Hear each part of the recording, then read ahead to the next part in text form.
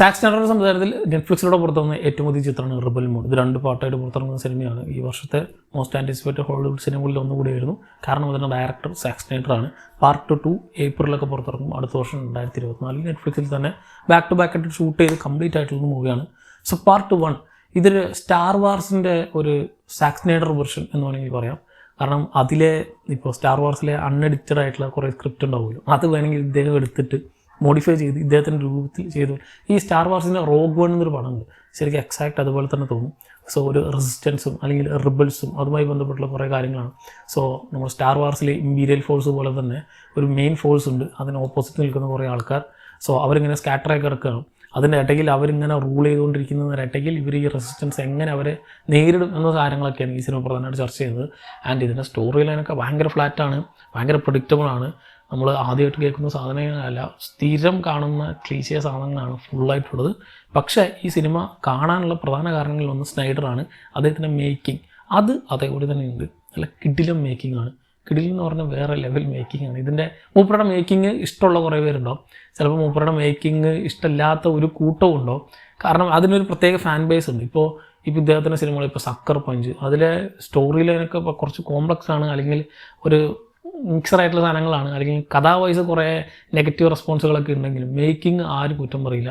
കാരണം variety ടൈപ്പുള്ള making ആണ് ഇദ്ദേഹം എല്ലാ സിനിമകളും ചെയ്യാറ്. അത്തരത്തിൽ സ്നൈഡറിൻ്റെ ഒരു ടിപ്പിക്കൽ സ്നൈഡർ ടെംപ്ലേറ്റിൽ ഉള്ള മേക്കിംഗ് ഉള്ളൊരു മൂവിയാണ് റിബൽ മൂൺ. മെയിനായിട്ട് ഇതിലെ സ്ലോമോ സീൻസ്, സ്ലോമോ എന്ന് പറഞ്ഞാൽ ഇത് ഒരു എത്ര FPS ഇവർ ചെയ്ത് വെച്ചിട്ടുണ്ടെന്ന് അറിയില്ല. കിടിലനായിട്ട് ഇവളൊരു ബുള്ളറ്റ് പാസ് ചെയ്യുന്ന നടക്കും. ഇപ്പോൾ ഈ ലേസർ ഗൺസൊക്കെയാണ് ഇവർ ഇത് യൂസ് ചെയ്യുന്നത്. സോ സ്റ്റാർ വാർ സെറ്റ് പോലെ തന്നെ.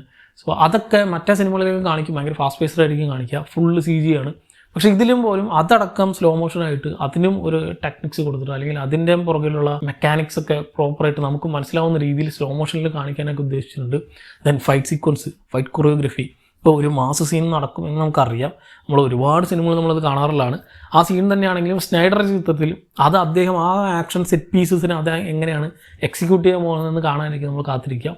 അതൊക്കെ കിടിലിനായിട്ട് ചെയ്തിട്ടുണ്ട്. സോ എൻ്റെ അഭിപ്രായത്തിൽ റിബൽ മൂൺ അതിൻ്റെ സ്റ്റോറിക്കോ അല്ലെങ്കിൽ അതിലെ പ്ലോട്ട് ട്വിസ്റ്റുകൾക്കോ ഒന്നുമല്ല, ഒരു വിഷ്വൽ എക്സ്പീരിയൻസിന് വേണ്ടിയിട്ട് അല്ലെങ്കിൽ ഒരു വിഷ്വൽ ട്രീറ്റിന് വേണ്ടി കാണാവുന്ന സാധനമാണ്.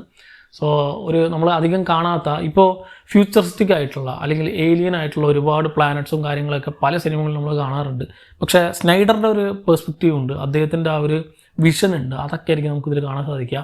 അത് നമ്മൾ സ്ഥിരം കാണുന്ന, ഇപ്പോൾ സ്റ്റാർ വാർസിൽ കണ്ടിട്ടുള്ള വെപ്പൺസ് അല്ല അതിൽ കാണുന്ന എനിമൽസ് ആയിരിക്കില്ല, ക്രീച്ചേഴ്സ് ആയിരിക്കില്ല.